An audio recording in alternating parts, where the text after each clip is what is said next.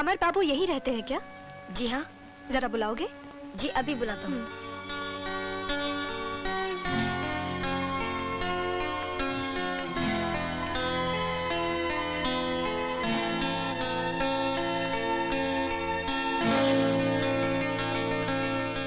अरे आप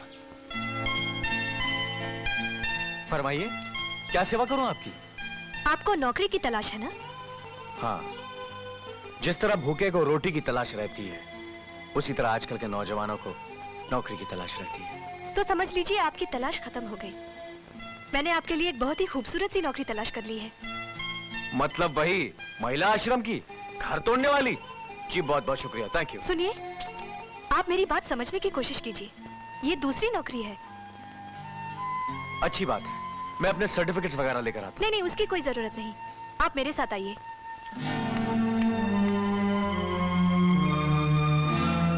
आइए ना। सबसे पहली शर्त मिस्टर अमर कुमार, सीमा देवी के साथ आपकी शादी जाली है, यानी कि झूठी शादी होगी। असलियत में आप सीमा देवी की मुलाजमत करेंगे और इस मुलाजमत के इवज में आपको हर महीने 2000 रुपया तनख्वाह मिलेगी। ठीक है? ठीक है। शर्त नंबर 2, दुनिया वालों के सामने, समाज में अमर कुमार को सीमा देवी से हस्बैंड जैसा व्यवहार करना होगा, लेकिन अकेले में अमर कुमार सीमा देवी के सिर्फ मुलाजम होंगे, इससे ज्यादा कुछ नहीं। जी, यह बात तो मंजूर है, मगर एक सवाल मैं भी पूछना चाहता हूं वकील साहब, जवाब दीजिएगा। पूछिए। अगर सीमा देवी को बच्चा हो जाए तो उस पर किसका अधिकार होगा? बच्चे कैसे हो सकते हैं? जैसे होते हैं। Shut up. माफ कीजिएगा वकील साहब, ये 2000 रुपए की लालच देकर मुझसे नकली शादी करने के लिए कह रही हैं, और मैं इस बात से साफ इनकार करता हूं, क्योंकि ऐसी लड़की अगर मुझे अपनी सारी दौलत, जायदाद सब मेरे कदमों में रखकर सचमुच में अगर मुझसे शादी करना चाहे तो भी मैं साफ इनकार कर दूंगा। क्या तुम्हारी ये हिम्मत? हिम्मत तो आपने अभी देखी नहीं है मेम साहब। आप लड़की जाते हैं इसलिए माफ कर देता हूं, अगर कोई दूसरा होता तो वो हाथ मारता कि नकली शादी तो एक तरफ, आप असली शादी के लायक भी नहीं रहती।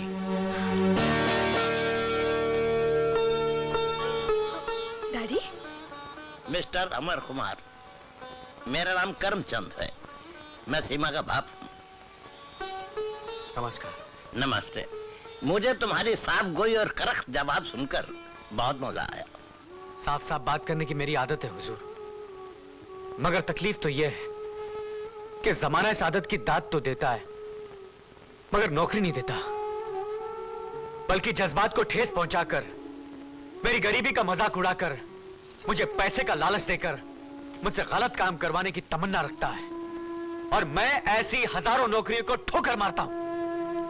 अमर बेटे, कौन कहता है कि तुम्हारी आदत की कदर करने वाला इस दुनिया में कोई नहीं? मैं हूं ना। आज से मैं तुम्हें अपने ऑफिस में मैनेजर की नौकरी देता हूं। जी।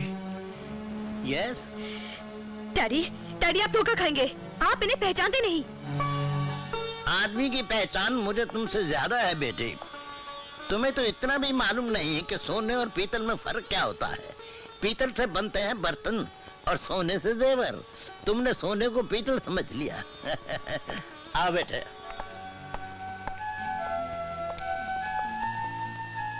नमस्कार।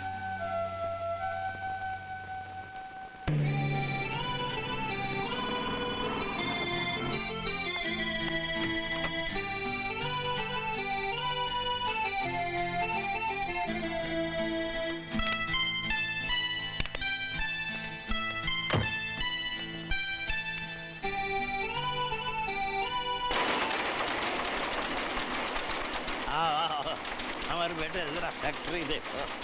एटल साइकिल फैक्ट्री एक लीडिंग फैक्ट्री है जो साइकिल ही नहीं मोपेड भी बनाती है। क्वालिटी और फिनिश में इसका बड़ा नाम है।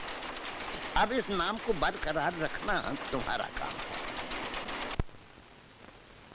अमर, आज से तुम इस एटलस साइकिल फैक्ट्री के मैनेजर हो गए, मगर इसके साथ तुम्हें मेरा एक जाती काम भी करना होगा जो सिर्फ तुम कर सकते हो। फरमाइए, मेरे बस में होगा तो जरूर करूंगा। मेरी बेटी को शादी के नाम से चिढ़ है, वो शादी करना ही नहीं चाहती। अगर तुम उसे शादी करने पर आमादा कर लो तो ये तुम्हारा एहसान मैं 7 पुश्तों तक नहीं भूलूंगा। अरे नहीं नहीं नहीं नहीं, कैसी बातें कर रहे हैं आप? एहसान तो आपने मुझ पर किया है। अगर मैं आपके किसी काम आ सकूं उसे मैं अपनी खुशनसीबी समझूंगा। और सीमा जी की जो जिम्मेदारी आपने मुझ पर सौंपी है उसे मैं निभाकर ही रहूंगा। सच? Yes sir. लेकिन इस वक्त वो जिद का फौलाद है और फौलाद को पिघलाकर मोम बनाना, इसके लिए थोड़ा सा वक्त लगेगा। मगर ये काम मेरे जीते जी तो हो जाएगा ना? जी हाँ, भगवान ने चाहा तो आपके जीते जी आपकी बेटी सीमा की तो क्या, उसके बच्चों की भी शादी हो जाएगी। जियो बेटे, तुम्हारी बातों से मेरी आस बनने लगी है। काश तुम मुझे पहले मिले होते। अच्छा सर, मैं चलूं? जाओ, जीते रहो। भगवान करे बेटा नौकरी में तेरी तरक्की हो और पगार में पूरे 500 रुपए की बढ़त हो। माँ, इस प्रमोशन के लिए ऑफिस में बहुत से क्लर्क्स पूरी कोशिश कर रहे हैं, लेकिन मेरा रिकॉर्ड देखकर मुझे लग रहा है ये प्रमोशन मुझे ही मिलेगी। भगवान करे ऐसा। अरे माँ, माँ क्या हुआ? क्या हुआ माँ? दिखाओ तो। दिखाओ माँ। कितने जोर से मेरे पाँव को लगा। पापा, एक बात पूछूं? बोल। एक दिन शारदा मम्मी की ठोकर से कप टूटा तो नानी ने उनको थप्पड़ मार दिया, और आज नानी की ठोकर से गिलास गिरा तो भी नानी ने शारदा मम्मी को थप्पड़ मार दिया। ऐसा क्यों?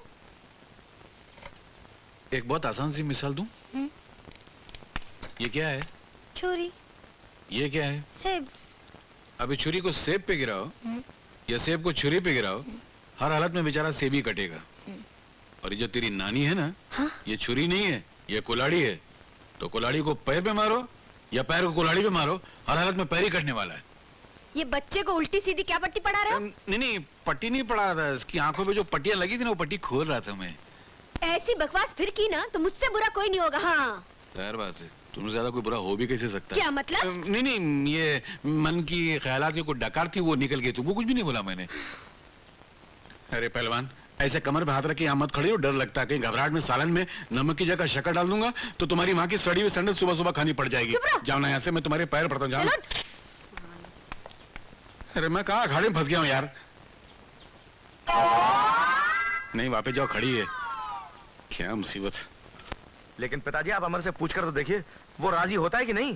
वो कौन होता है राजी न होने वाला? मैं जो कहती हूँ वही इस घर में होकर रहता है। अरे बाबा, हुज्जत करने से क्या फायदा? एक दफा उससे पूछ लेने में क्या बुराई है? अमर, जरा नीचे तो आना बेटे।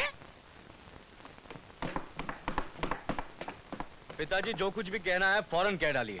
आज मेरे ड्यूटी का पहला दिन है और मैं पहले ही दिन ऑफिस में लेट जाकर अपना रिकॉर्ड खराब करना नहीं चाहता। चलो मैं शॉर्टकट में बता देता हूँ। यहाँ के एक बहुत बड़े रईस हैं, सेठ Dwarka Prasad.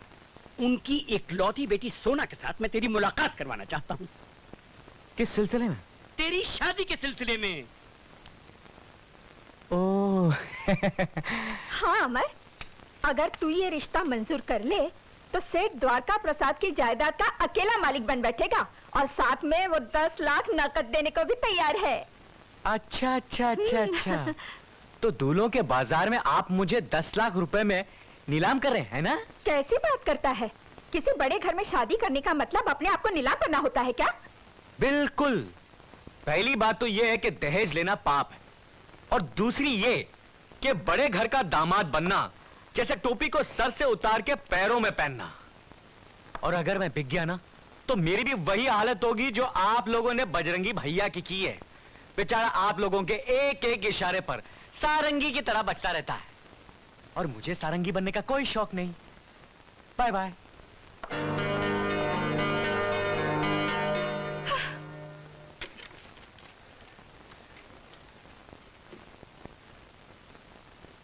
Good morning sir. Good morning. Rita, please note this down. Dear sir,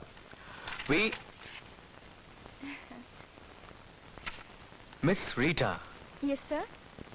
तुम इस ऑफिस में नौकरी करने आती हो या फैंसी ड्रेस कंपटीशन में आती हो? जी। लड़की अगर ढंग के कपड़े पहने तो खूबसूरत लगती है, मगर जो कपड़े तुमने पहने वो बेहुदा हैं। इसलिए अभी इसी वक्त घर जाओ और कपड़े बदल कर आओ।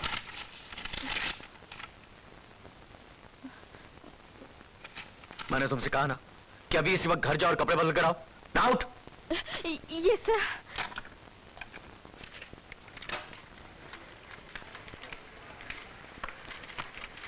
अरे रीटा, कहाँ जा रही हो? नए मैनेजर ने तुमसे कुछ कहा? अरे बोल ना, क्या कहा तुमसे? मुझे कहा है कि ऑफिस है, यहाँ शरीफ लड़कियों की तरह कपड़े पहनकर आना चाहिए, इसलिए घर जाओ और ढंग के कपड़े पहनकर आओ। हाँ। महाशय कुछ ज्यादा ही उड़ते रहते हैं। फिक्र मत करो, अभी उन्हें नीचे लाती हूँ। चलो मेरे साथ में। जी? अरे चलो ना। वो आप वो प्रीवियस अकाउंट्स भेज दीजिए। I need them. Okay. Sir, अरे वाह, ये बिल्कुल ठीक है। अब तुम एक शरीफ घराने की लड़की लग रही है। और मैं कैसी लग रही हूँ आपको?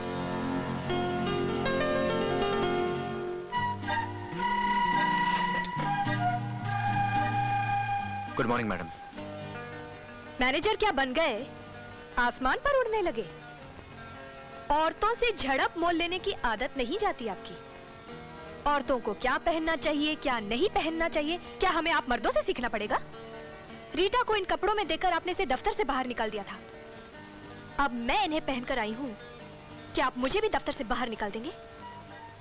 जी नहीं, मेरी इतनी औकात नहीं है सीमा जी। रीटा मेरी मुलाजिम है, इसलिए मैंने उसे घर जाने को कहा। लेकिन आप तो मालिक हैं और मैं आपका नौकर हूँ। मालिक कुछ भी पहनकर आए, नौकर कुछ नहीं कहेगा। अगर आप इस वक्त अपने कपड़े उतार भी दे तो भी मैं आपको कुछ नहीं कहूंगा। What? नहीं, मैं